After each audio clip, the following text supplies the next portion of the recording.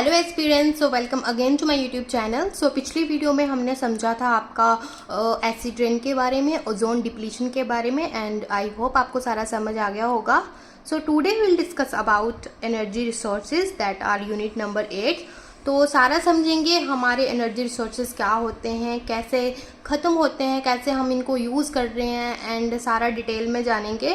This is very important chapter, तो आप ढंग से इसको नोट्स बना सकते हो, यहाँ से पढ़ सकते हो।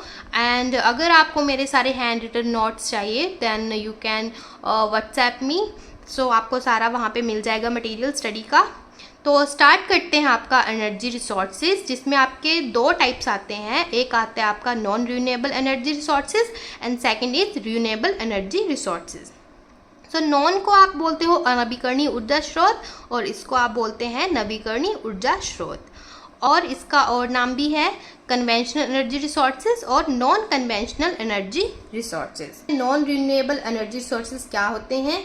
तो जो आप एक बार सोर्स या फ्यूल या एनर्जी को एक बार यूज़ कर लें तो वो क्या हो जाते हैं, हमेशा के लिए आपके ख़त्म हो जाते हैं, आप दोबारा उसको यूज़ नहीं कर सकते। फॉर एग्जाम्पल, मान लो आप कोयला जलाते हो, राइट। सो उसको जलाने के बाद आपको क्या मिलती है? राख मिलती है। देन अगर मैं आपको बोलूँ कि राख से अगेन दोबारा कोयला बना के दिखाओ तो नहीं बनेगा, वो हमेशा के लिए ख़त्म हो जाएगा।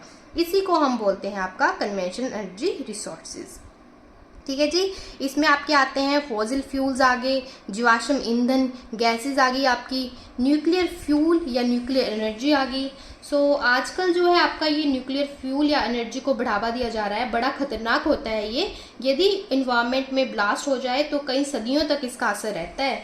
जैसे हिरोशिमा नागासाकी में ब्लास्ट हो गया था तो आज तक जो वहाँ के बच्चे हैं वो अपंग पैदा होते हैं, हैंडीकैप्ड पैदा होते हैं। तो ये हैं आपके सारे एग्जाम्पल कन्वेंशनल एनर्जी रिसोर्सेज के, ये सारा डिटेल में जानेंगे हम। अब आते हैं रिन्यूएबल एनर्जी रिसोर्सेज पे। सो जिनको आप यूज़ करते हैं या तो वो कभी ख़त्म नहीं होते, एंड अगर ख़त्म हो भी जाएं तो थोड़े दिन में फिर से रिन्यू हो जाते हैं। फॉर एग्जाम्पल, जैसे आपने पेड़ को काटा, थोड़े दिन के लिए उस पेड़ को छोड़ दीजिए, वो फिर से रिन्यू हो जाएगा, उसमें फिर से बायोमास एनर्जी आ जाएगी। फिर काट लीजिए, जला लीजिए, इसमें थोड़ा टाइम लगता है बट हो जाता है। ठीक है। आगे आता है आपका सन एनर्जी। सन एनर्जी कभी खत्म नहीं होती, आज सन निकलेगा फिर कल फिर से निकल जाएगा, फिर से आपको एनर्जी मिल रही है उससे। पानी आ गया, हाइड्रो साइकिल जो होता है आपका, है ना, उसमें क्या होता है, फिर से घूम फिर के पानी आ जाता है। वैसे ही बारिश होगी, इवेपोरेशन होगा, पानी ऊपर जाएगा, अगेन बारिश होगी। सो हम इसको बार बार क्या कर रहे हैं, यूज कर रहे हैं। जो आपका हाइड्रो एनर्जी होती है वो क्या होती है, वो कन्वेंशनल में भी आप रखते हैं, बट पानी से हम बहुत सदियों से एनर्जी बना रहे हैं, इलेक्ट्रिसिटी प्रोड्यूस कर रहे हैं। सो इसलिए हम इसको नॉन कन्वेंशनल एनर्जी रिसोर्सेज में भी रखते हैं। सो इसके एग्जांपल आगे आपके solar energy, wind energy, tidal energy, ज्वारीय ऊर्जा, हाइड्रो एनर्जी। आगे है आपका जियोथर्मल एनर्जी, भूतापीय energy, OTEC, ocean thermal energy conversion, and last is biomass energy.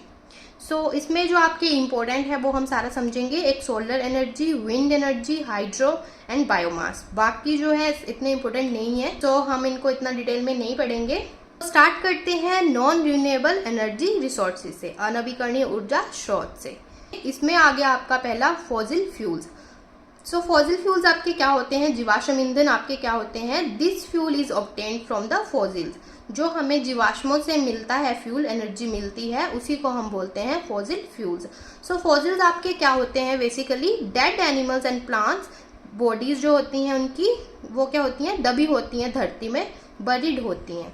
बहुत सदियों से, लाखों करोड़ों सालों से जो आपकी मृत पशुओं के शरीर या सड़े गले पेड़ पौधे दबे हुए हैं धरती के नीचे, वो टेम्परेचर प्रेशर के कारण जो है एक कन्वर्ट हो जाते हैं अलग ही आपका स्ट्रक्चर में, राइट। सो उसी को आप बोलते हो फॉसिल्स।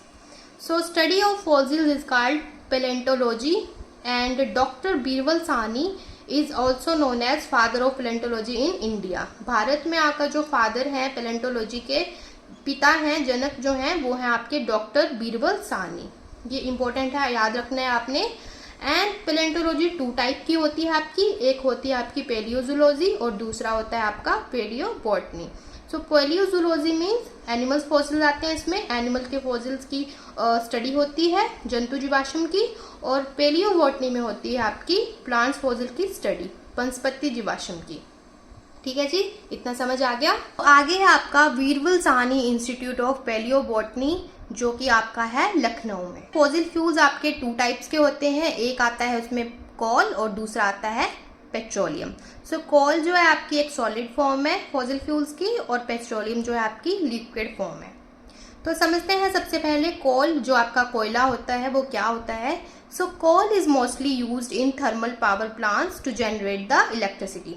कोयले का जो अधिकतम यूज होता है वो ऊष्मीय पावर सेंटर में होता है इलेक्ट्रिसिटी को बनाने में, विद्युत ऊर्जा को बनाने में। सो कोल जो है उसको आप ब्लैक डायमंड भी बोलते हो आप, मोस्ट इम्पोर्टेंट। आगे आपका टाइप्स ऑफ कोल। सो इसमें आपके 4 टाइप्स आते हैं। सबसे पहले आपका peat, second is lignite, second is bituminous and fourth is एंथ्रोसाइट।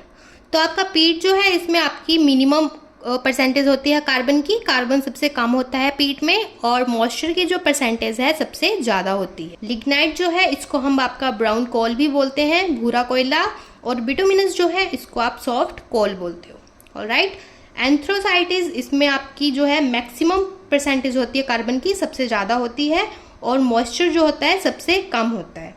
एंथ्रोसाइट को आप हार्ड कोल भी बोलते हो and also known as black coal. समझ आ गया इतना?